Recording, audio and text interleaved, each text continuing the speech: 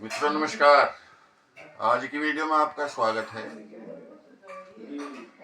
देखिए, कुछ लोग रात भर खर्राटे भरते हैं। खर्राटे को इंग्लिश में स्नोरिंग बोलते हैं। और जब खर्राटे भरते हैं तो उनको पता नहीं होता, लेकिन दूसरों की नींद हराम कर देते हैं।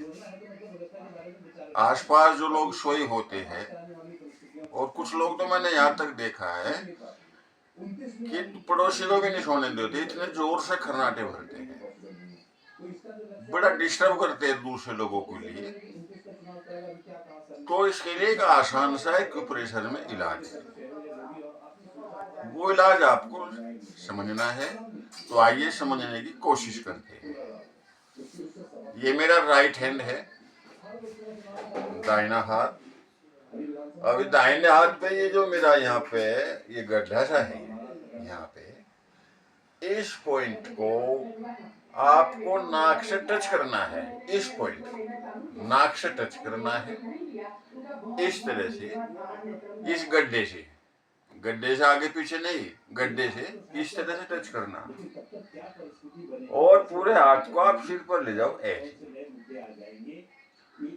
और जो मिडिल फिंगर है, जो सबसे लंबी उंगली है, यहाँ पर आ गया पॉइंट।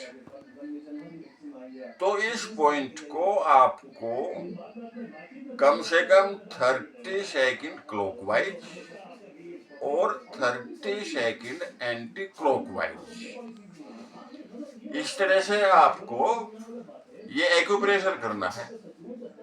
इसमें आपको कोई शील्ड नहीं बांधना है, कोई मैग्नेट थेरेपी भी नहीं है।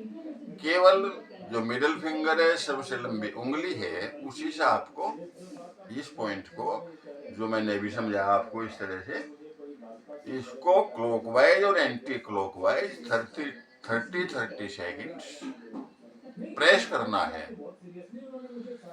तो इससे निश्चित रूप से आप ये मत कहना कि अगले दिन ही कि मुझे मेरे खर्राटे ठीक नहीं हुए, लेकिन निश्चित रूप से इससे जो खर्राटे हैं आपके, कुछ समय के बाद अगर आप रोज करेंगे एक्यूप्रेशर, और आपको ऐसा भी नहीं करना कि 8 दिन किया और फिर छोड़ दिया, नहीं, ऐसा भी नहीं करना।